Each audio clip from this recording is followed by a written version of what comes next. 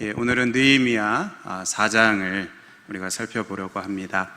1장부터 3장까지 이 무너진 예루살렘 성벽을 다시 재건하는, 그러니까 하나님 나라를 회복하는 일이라고 할 수 있는 이 일이 어떻게 진행이 되었습니까? 느헤미야 한 사람의 그 기도로 시작이 되었고요. 하나님의 그 선하신 손이 계속해서 도와주셨습니다. 또 지도자 느헤미야를 비롯해서 모든 하나님의 백성들이 함께 힘을 모아서 일을 했습니다. 이 3장에서 우리가 이제 3장은 지난번에 이제 그냥 이렇게 2장 하면서 이렇게 묻어갔는데, 제일 많이 이제 등장하는 단어가 그 다음은입니다. 그 다음은 누가 중수하고, 또 그 다음은 누가 중수하고, 그 다음은 또 누가 중수하고, 계속 3장에 이 단어가 이제 반복이 되는데요. 이렇게 하나님의 선한 일이 모든 사람들의 그 힘을 합쳐서 하나님의 일이 이루어가는 것을 보게 됩니다. 그러다가 오늘 이 4장에서는 이제 성벽 재건을 반대하는 원수들의 그 방해를 만나게 되고요. 그것을 물리치는 그 내용이 이제 나옵니다. 자, 우리가 첫 번째로 생각을 해볼 것은 이 하나님의 일에도, 하나님의 일을 하는 데에도 방해가 있다는 사실입니다. 뭐 다른 일도 아니고, 뭐 죄를 짓는 그런 일도 아니고요. 하나님의 일을 하는 것인데, 이 하나님의 일을 하는 데에도 방해가 있을 수 있습니까? 예, 있을 수 있습니다. 하나님의 일에도 방해가 있고, 아니, 이 하나님 나라의 일에는 늘 방해가 있습니다. 방해가 없는 것이 오히려 이상할 정도입니다. 대표적인 사례가 바로 예수님입니다. 예수님 이 땅에 아기로 태어나실 때부터 죽음의 위협이 있었습니다. 이 헤로드 왕이, 유대인의 왕이 태어나셨다는 이 동방박사의 말을 듣고 이 베들레헴 지경에 있는 2살 아래의 모든 아기들을 다 죽이는 그 죽음의 위협이 있었습니다. 또 예수님이 공생의 사역을 이제 시작하시게 될 때 마귀가 찾아와서 이제 그것을 막으려고 했죠. 예수님을 시험하고 또 유혹하면서 그 일을 막으려고 했습니다. 그뿐만 아니라 예수님이 사역하시는 동안 내내토록 계속해서 또 다른 모양으로, 또 다른 대상이 계속해서 예수님을 대적하고 반대하고 죽이려고 하는 이 하나님 나라를 회복하시는 것이 바로 예수님이 하시는 일인데, 그 일을 회방하고 방해하는 일이 계속되었습니다. 예수님도 이렇게 방해를 받으셨는데요. 하물며 우리들이겠습니까? 이 무너진 하나님 나라의 회복을 위해서 우리가 무엇인가 선한 결심을 하고 또 순종하려고 할 때 방해를 만나는 경우가 많습니다. 내가 기도를 다시 시작해야 되겠다, 이렇게 마음 먹는데 갑자기 이제 몸이 쑤시고 막 연락이 막 와서 약속을 잡게 되고요. 재미있는 드라마가 하고 그렇습니다.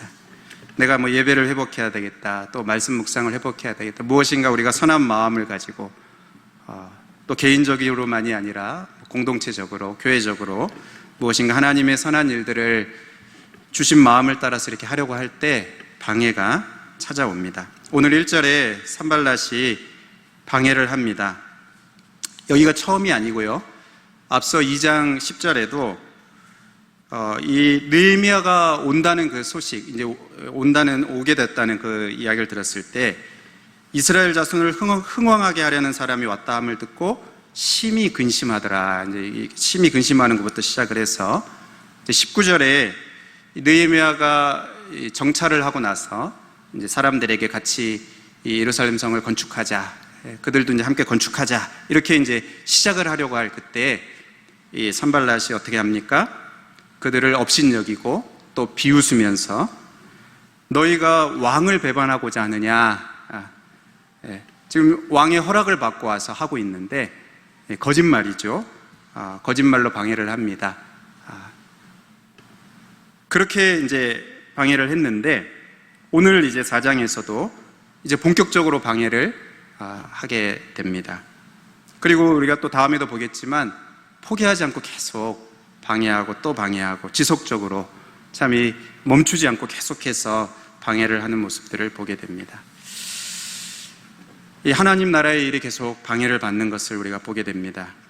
산발랏이 이 유다 사람들을 이제 방해하려고 본격적으로 이제 공격을 하게 되는데, 가장 먼저 어디를 공격을 하는가 하면요, 마음을 공격을 합니다. 2절에 이 미약한 유다 사람들이 하는 일이 무엇인가? 스스로 견고하게 하려는가? 제사를 드리려는가? 하루의 일을 마치려는가? 불탄 돌을 흙 무더기에서 다시 일으키려는가? 이 무슨 말입니까? 너희들은 미약하다. 너희들은 견고해질 수 없다. 해도 안 돼. 이 말을 하는 겁니다. 또 3절에 이제 도비아는 한술 더 떠서, 그 곁에 있던 도비아는 한술 더 떠서 말합니다. 그들이 건축하는 돌 성벽은 여우가 올라가도 무너지리라. 여우가 올라가도 곧 무너지리라. 그러니까 해도 안 되고 안 된다. 그리고 뭔가 이렇게 해도 그 보잘것이 없다. 해도 아무 의미가 없다.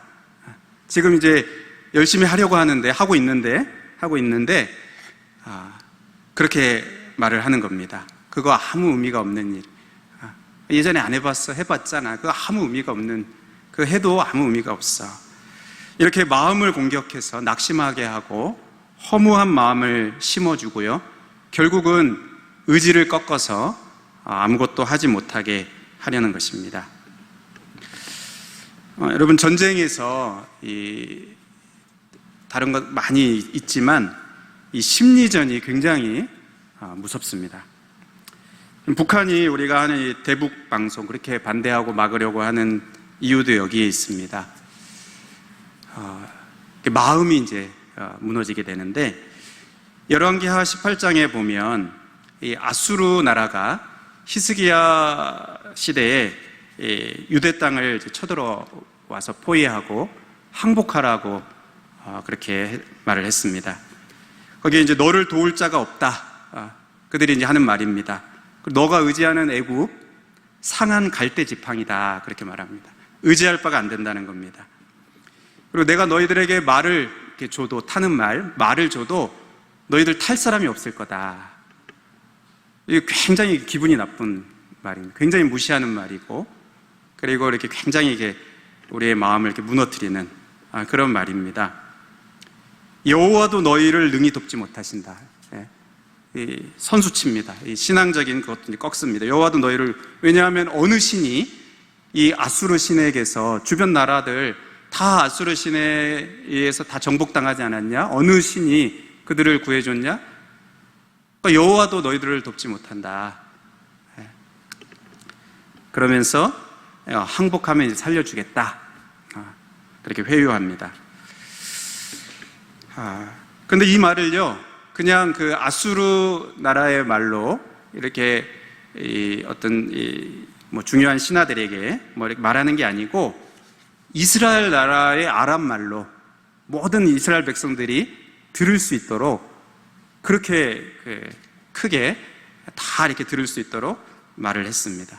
이게 무엇입니까? 이스라엘 백성들의 사기를 완전히 꺾어두는, 그 마음을 완전히 무너뜨리려는 그러한 이 시도입니다. 이 산발락과 이 도비아가 지금 하고 있는 것이 바로 이것입니다. 백성들의 마음을 공격해서 그 마음을 낙심하게 하고 결국은 포기하게 하려는 그 모습입니다. 그런데 결과가 어떻게 됩니까? 이렇게 공격을 해왔지만 이 느헤미야와 또 이 백성들이 결국 어떻게 하였냐 하면, 6절에 이제 보면, 이에 우리가 성을 건축하여 전부가 연결되고 높이가 절반에 이르렀으니 이는 백성이 마음들여 일을 하였음이니라. 여러분, 무엇입니까? 백성들이 그 마음을 내주지 않았습니다. 그들의 거짓되고 또 속이는 그 말에 마음을 내주고, 그래서 낙심하고 주저앉아 있는 것이 아니라 오히려 마음을 들여서, 마음을 쏟아서 하나님 나라의 이 회복에 집중하는 그 모습을 봅니다. 잠언 4장 23절에 모든 지킬 만한 것 중에 더욱 내 마음을 지키라. 여러분, 마음, 생명의 근원이 이에서 남이니라. 이 거짓된 말에 마음을 내주지 않습니다. 그리고 하나님이 기뻐하시는 것에 마음을 쏟습니다. 마음을 기울이고 마음을 쏟는, 그래서 가능하게 된 것입니다.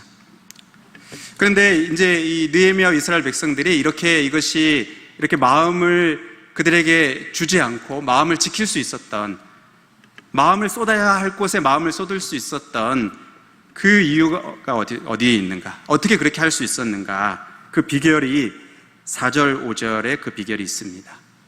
4절, 5절은 느헤미야의 기도입니다. 그러니까 우리 모두 이제 기도하자, 기도하면 된다. 이 말이 이제 맞는 말이지만 그 말씀을 드리려는 것은 아니고요. 여러분, 기도는 우리의 이 어떤 말이 아니고 어떻게 보면 시선입니다. 시선. 그게 무슨 말이냐 하면 하나님을 바라보는 것이죠. 기도는 우리의 이 믿음의 시선을 하나님께로 올려드리는 것입니다. 그냥 우리 보이는 어떤 상황, 또 들리는 어떤 형편들, 여기에 우리의 마음을 빼앗기는 것이 아니고 우리의 이 믿음의 시선을 하나님께로 두는, 하나님께로 향하여 드는 것이 바로 기도입니다. 우리 마음을 뒤흔들어 놓는 수많은 속임수, 또 거짓된 말들이 들려오게 될 때 우리가 해야 할 일은요, 이 믿음의 눈을 들어서 하나님을 향하는 겁니다. 하나님을 바라보는 겁니다.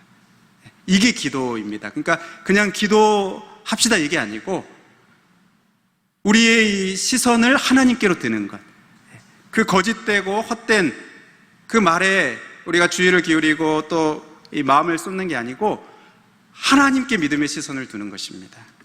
거기가 이제 기도의 시작이고요. 그렇게 믿음의 눈을 들어서 하나님을 바라보는 겁니다.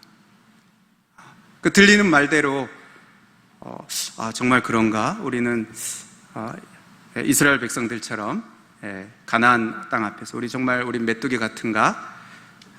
정말 그런가? 우리는 미약한 자인가? 우리를 도울 수 있는 분은 없는가? 정말 이 하나님도 도우실 수 있는가? 이들의 말에 이렇게 자꾸 이렇게 반응하고 이렇게 대꾸하고 반응하면 안 됩니다. 여러분, 히스기야 왕이 백성들에게 어떻게 하냐면요, 한마디도 대답하지 못하게 했습니다. 그게 무슨 말이냐면 반응하지 말라는 겁니다. 그런 그 헛된 말에 반응하지 말라는 겁니다. 그리고는 거기서 끝난 게 아니고 여호와의 성전에 올라가서 그 앗수르가 보낸 그 편지를 그대로 하나님 앞에 펴놓고 기도합니다. 그룹들 위에 계신 이스라엘 하나님 여호와여, 하나님을 바라보는 것입니다. 성전에 들어가서 하나님을 바라보는 것입니다. 여호와여, 주는 천하 만국의 홀로 하나님이십니다. 주께서 천지를 만드셨습니다. 여호와여, 귀를 기울여 들으소서. 여호와여, 눈을 뜨서 보시옵소서. 사내립이 살아계신 하나님을 비방하려 보낸 말을 들으시옵소서. 우리 하나님이여, 원컨대 이제 우리를 그의 손에서 구원하옵소서. 그리하시면 천하 만국이 주 여호와가 홀로 하나님이신 줄 알리이다. 무엇입니까? 그들의 말에는 귀를 닫고 그 헛된 말들은 조금도 귀를 내주지 않고 믿음의 시선을 하나님께로 향하는 기도를 하고 있습니다. 느헤미야의 기도도 마찬가지입니다. 오늘 4절에 보면 우리 하나님이여 들으시옵소서. 우리가 업신여김을 당하나이다. 원하건대 그들이 욕하는 것을 자기들의 머리에 돌리사 노략거리가 되어 이방에 사로잡히게 하시고. 여러분, 이 믿음의 사람들에게는 이 공통점들이 있습니다. 그 반응들이 이렇게 비슷한 모습들이 있습니다. 여기 특히 이 히스기야도 그렇고 이 느헤미야도 그렇고요, 하나님을 우리 하나님이여 이렇게 고백하는 것을 우리가 보게 됩니다. 그러니까 산발랏이 이 자기들에게, 그러니까 이스라엘 백성들에 대해서 뭐라고 말했을지라도, 미약하다, 너희를 도울 자가 없다 이렇게 말했을지라도, 너는 아무것도 아니야, 너는 미약한 사람이야, 경고케 할 수 없어. 이 이스라엘 백성들로 하여금 자신들이 얼마나 보잘것없고 또 자기들이 얼마나 약한 자인 것을 보게 해서 흔들어 놓으려고, 그 마음을 흔들어 놓으려고, 그 마음을 흔들리면 결국 이제 손도 놓게 되는데, 여러분 그렇게 할지라도 우리 하나님이여 이렇게 부릅니다. 우리 하나님이여. 무엇입니까? 하나님은 우리의 하나님이십니다. 우리는 하나님의 백성입니다. 이 끝말입니다. 이 관계가 이 견고한 관계입니다. 누가 뭐라고 지져도, 누가 뭐라고 말해도 이 끊을 수 없는 관계 속에 우리가 있습니다. 하나님, 우리 하나님이십니다. 우리 하나님 백성입니다. 그렇게 고백하고 있는 것입니다. 사랑하는 여러분, 우리는 우리 자신을 정확하게 보아야 합니다. 우리의 연약함도 또 우리의 부족함도. 그렇지만 자기 연민과 또 자기 비하에 빠져서는 안 됩니다. 사단은 끊임없이 우리 자신의 부족함을 주목하게 하고 우리의 연약함을 보게 하고 우리의 죄악됨을 보게 하고요, 목표는 그것입니다. 낙심하게 하는 것, 그리고 아무것도 하지 못하게 하려는 것입니다. 그냥 주저앉아 있게 하려는 것입니다. 그런 말에는 귀를 막고 인정합니다. 우리가 부족하고 연약한 것, 죄악된 것 인정합니다. 그러나 그런 말들에는 귀를 막고 바로 그러한 우리 약함을 위해서 이 땅에 오신 예수 그리스도를 바라보는, 우리 죄악됨을 인해서 십자가에 달리신 예수 그리스도를 믿음의 눈으로 바라보는 것. 여러분 그럴 때 우리가 마음을 지킬 수가 있습니다. 시편 42편 5절에 내 영혼아 내가 어찌하여 낙심하며 어찌하여 내 속에서 불안해하는가. 너는 하나님께 소망을 두라.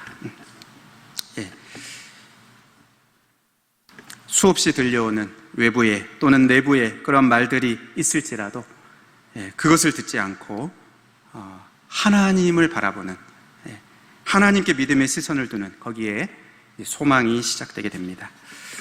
다음으로 이 이스라엘 백성들이 이 마음을 이제 지키고 이렇게 일을 계속해 나가니까요, 꿈쩍도 안 하고 이제는 이 산발락과 도비아와 이들이 또 다른 방법으로 공격을 해옵니다.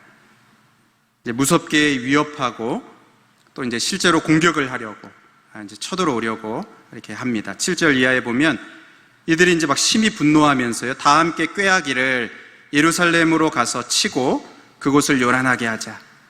또 11절에도 그들이 알지도 못하고 보지도 못하는 사이에 우리가 그들 가운데 달려가서 살육하여 역사를 그치게 하리라. 이에 이 느헤미야와 이스라엘 백성들이 어떻게 합니까? 9절에 보면 우리가 우리 하나님께 기도하며 그들로 말미암아 파수꾼을 두어 주야로 방비하는데, 또 기도합니다. 또 기도가 아니고 이 기도가 참 중요합니다. 또 기도가 아니고 정말 이 기도가 중요합니다. 그런데 기도만 한 것이 아니고요, 기도만 한 것이 아니고 그 이후에 전략을 세우게 됩니다. 그리고 이제 방비하게 되는데, 그냥 기도만 하고 멈춰 있는 게 아니고 어떻게 할지 전략을 세우고 방비하게 되는데, 이 전략이 그냥 나온 것이 아니고요, 그냥 나온 게 아니고, 그냥 뭐 이렇게 생각하다 나온 게 아니고 기도할 때 하나님이 주신 지혜입니다. 이게 중요합니다. 이들이 이렇게 위협함에 올 때, 그들이 기도할 때 하나님이 주신 지혜입니다. 15절에 우리의 대적이, 우리가 읽지 않았지만 우리의 이 대적이 우리가 그들의 의도를 눈치챘다 함을 들으니라. 하나님이 그들의 꾀를 패하셨으므로, 하나님이 그들의 꾀를 패하셨습니다. 그러니까 원수들은 악한 음모를 꾸미고 계략을 세웠습니다. 불시에 쳐들어와서 그들의 일을 못하게 하자 꾀를 냈습니다. 그런데 하나님이 그들의 꾀를 패하셨습니다. 그들의 꾀를 흩어버리셨습니다. 그들이 이렇게 의논해서 낸 그 계획을 하나님이 흩으셨어요. 그냥 날려버리셨습니다. 그게 어떻게 된 거라고요? 이들이 하나님께 기도할 때 그 하나님이 주신 지혜입니다. 지혜를 주신 것입니다.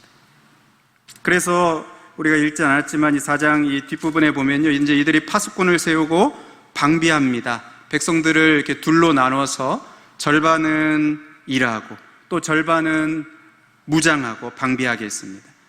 한 손으로는 일을 하고 한 손으로는 또 무기를 잡게 했습니다. 그리고 각자 자기가 맡은 곳, 성을 쌓으면서 다 자기 그때 동서남북 자기 자리가 있는데 바로 자기가 맡은 곳을 이렇게 공사하다가 어느 한쪽으로 이렇게 적이 쳐들어오면 나팔을 불어서 그 나팔 소리를 듣고 그리로 모두 모여오게 하는 그런 전략을 세웠습니다. 그리고 밤에도 예루살렘 안에서 자게 하고 또 밤에도 파수하고 또 낮에 일하고 그러니까 빈틈없이 낮이나 밤이나 어느 한순간도 빈틈없이 아주 세밀한 아주 치밀한 그런 전략을 세웠습니다.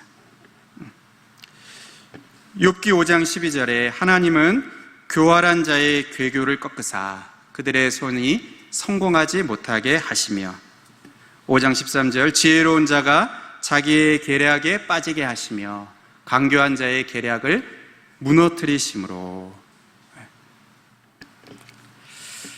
열왕기하 6장에 보면 우리가 잘 아는 이 엘리사 이야기가 나옵니다.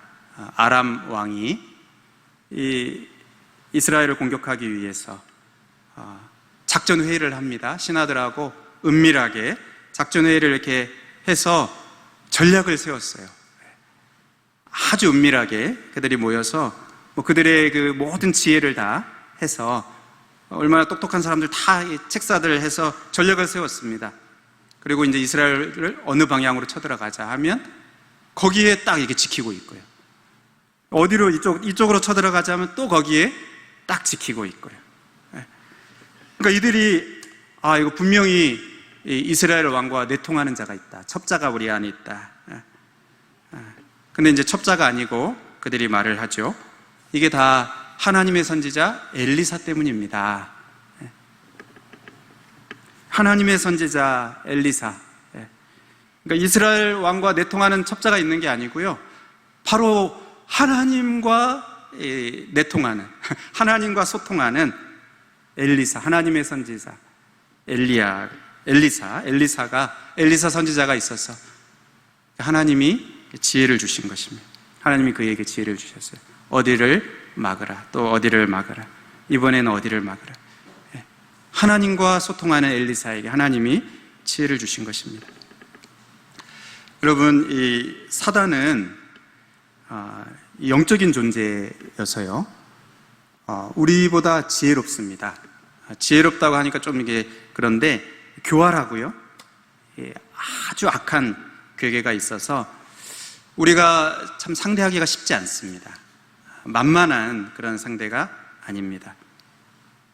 이 사단의 전략을 우리가 이기려면 여러분, 우리에게서 나온 어떤 생각이 아닌, 우리의 어떤 지혜가 아닌, 어떤 인간적인 그런 지혜가 아닌 하나님의 전략, 또 하나님의 지혜로 무장할 때에만 이 사단의 전략을 흩을 수가 있습니다. 잠언 24장 5절 6절에 지혜 있는 자는 강하고 지식 있는 자는 힘을 더하나니 너는 전략으로 싸우라. 승리는 지략이 많음에 있음이라. 하나님의 전략이 필요합니다. 에베소서 6장 11절에도 마귀의 괴계를 능히 대적하기 위하여 하나님의 전신갑주를 입으라, 그렇게 말씀합니다. 고린도전서 1장 25절에도요 하나님의 어리석음이 사람보다 지혜롭고 하나님의 약하심이 사람보다 강하니라. 여러분, 우리의 지혜로가 아니고 하나님의 지혜가 필요합니다. 이 사단의 전략을 부수기 위해서는, 그 간악한 괴계를 무너뜨리기 위해서는 하나님이 주시는 지혜를 얻는 것이 필요합니다. 그래야 그렇게 할 수가 있습니다. 그런데 이 지혜를 어떻게 얻습니까? 기도할 때, 우리가 하나님과 소통할 때, 하나님 앞에 나아갈 때 하나님께서 지혜를 주십니다. 그래서 우리가 하나님께 지혜를 구해야 됩니다. 야고보서 1장 5절에도 우리가 새벽에 보고 있는데요, 너희 중에 누구든지 지혜가 부족하거든 모든 사람에게 후히 주시고 꾸짖지 아니하시는 하나님께 구하라. 그리하면 주시리라. 하나님의 지혜가 필요합니다. 하나님의 지혜가 이 사단의 지혜를 무너뜨리고 승리할 수 있게 됩니다. 이제 말씀을 정리하려고 합니다. 우리가 어떤 일을 이렇게 열심히 하다가도요, 뭔가 이렇게 한 번, 두 번 방해가 있고 자꾸 이렇게 문제가 생기고 뭔가 이렇게 일이 막히고 하면 우리가 지치게 됩니다. 우리 아까 부른 찬양 중에도 너희는 지치지 말고, 이게 중요합니다. 그냥 한 번은 할 수 있어요. 또 두 번도 어떻게 이렇게 할 수 있는데 또 이게 몇 번 할 수 지치게 됩니다. 자꾸 방해가 있고 자꾸 문제가 생기고 뭔가 자꾸 어려움이 있으면 지치고 의욕이 꺾이는, 그것은 어쩌면 자연스러운 모습인지 모르겠습니다.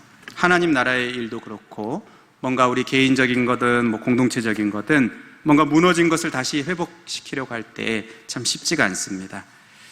그래서 오늘 10절에 보면 유다 사람들이 지친 목소리로 말합니다. 유다 사람들은 이르기를 흙 무더기가 아직도 많거늘 짐을 나르는 자의 힘이 다 빠졌으니 우리가 성을 건축하지 못하리라 하고, 이 산발랏이 또 공격하고 또 위협하고 하니까 이렇게 힘이 빠졌습니다. 또 두렵기도 합니다. 12절에 이 원수들의 근처에 사는 이 유다 사람들이 그 각처에서 와서 10번이나 우리에게 말하기를 너희가 우리에게로 와야 하리라 하기로. 그게 무슨 말입니까? 도와달라는 겁니다. 우리 주변에 바로 이 산발랏 원수들이 있다. 언제 쳐들어올지 모른다. 그러니까 우리를 좀 와서 도와달라. 이렇게 10번이나 느헤미야에게 와서 이렇게 말을 했다는 겁니다. 여러분, 이때 느헤미야가 이들에게 뭐라고 말합니까? 14절에 너희는 그들을 두려워하지 말고 지극히 크시고 두려우신 주를 기억하고 너희 형제와 자녀와 아내와 집을 위하여 싸우라 하였느니라. 왜 그들에게 두려워하지 말라고 말합니까? 20절에 이렇게 말합니다. 우리 하나님이 우리를 위하여 싸우시리라 하였느니라. 왜 그들에게 두려워하지 말라고 합니까? 하나님이 우리 하나님이 우리를 위하여 싸우실 것이다. 하나님의 백성들인 이들을 위하여 싸우실 것이라는 겁니다. 그러니까 이들의 하나님이시니까 이들은 누굽니까? 하나님의 백성들이죠. 그러니까 이들을 위하여 싸우시는 하나님, 그것은 바로 이 하나님의 백성들을 위해서 싸우시는 것이기도 하고 하나님 자신을 위해서 싸우시는 것이기도 합니다. 왜냐하면 하나님의 백성들이고 하나님이니까, 연결되어 있으니까요. 하나님이 우리를 위해 싸우실 것이다. 그러니까 이들이 하나님에게만 딱 붙어 있으면 어떠한 괴계를 가지고 와도, 원수들이 그렇게 와도 하나님이 이들을 위하여서 싸우시고 승리하게 하실 것이라는 겁니다. 하나님께 딱 붙어 있는 이게 중요한 거예요. 우리 하나님이 우리를 위하여 싸우시리라. 그러니까 두려워하지 말라는 겁니다. 또 왜 그들에게 두려워하지 말라고 합니까? 두려운 마음도 드는데 왜 두려워하지 말라고 합니까? 이들이 지켜야 할 사랑하는 형제들이 있고요, 자녀들이 있고 또 아내와 집이 있기 때문입니다. 두렵습니다. 문제가 있습니다. 그런데 이들이 반드시 지켜내야 하고 책임져야 하는 사랑하는 가족들이 있습니다. 혼자가 아니라는 거예요. 그냥 혼자면 뭐 그냥 이렇게 좀 도망갈 수도 있고 뭐 그럴 수도 있는데 혼자가 아니고 너희들이 지켜야 하는 사랑하는 가족들이. 그러므로 낙심하지 말고 지치지 말고 두려워하지 말고 두렵더라도 하나님 바라보고 싸우라, 이렇게 권면을 하는 것입니다. 사랑하는 여러분, 우리도 지켜야 할 것들이 많습니다. 우리가 지켜야 할 가치들이 있습니다. 그게 이제 사람이기도 하고 어떤 신앙이기도 하고요, 하나님의 나라이기도 하고요, 교회이기도 하고요, 우리가 섬기는 하나님의 이름이기도 하고요, 우리 사랑하는 육신의 가족들이기도 하고, 영적인 우리의 가족들, 성도들이기도 하고, 우리가 살고 있는 이 시대이기도 하고요, 또 우리가 이제 물려줘야 되는 다음 세대이기도 하고요. 우리가 지켜야 할 것들이 있습니다. 이것은 하나님이 우리에게 맡기신 것입니다. 하나님이 우리에게 맡기신 것이기에 우리가 지켜야 하는 것들입니다. 그리고 이것은 기필코 지켜내야 합니다. 우리가 그냥 낙심하고 있을 수 없습니다. 주저앉아 있을 수 없습니다. 하나님이 지키라고 그렇게 우리에게 맡기셨기 때문에 우리가 이것을 감당해야 됩니다. 그러므로 우리의 마음을 공격하는 원수의 공격 앞에서, 그 공격에 대응해서 우리의 믿음의 시선을 하나님께 두고요, 귀를 막고 믿음의 시선을 하나님께 두고 우리 하나님께 기도하면서 그 하나님이 주시는 그 지혜와 또 전략으로 우리가 무장하고 그 전략으로 싸워야겠습니다. 그것이 무엇이든지 우리 하나님께서 맡기신 것을 우리가 지키고 그것을 이렇게 책임지기 위해서 우리 하나님이 반드시 우리를 위하여 싸우시고 또 승리를 우리에게 주실 것입니다.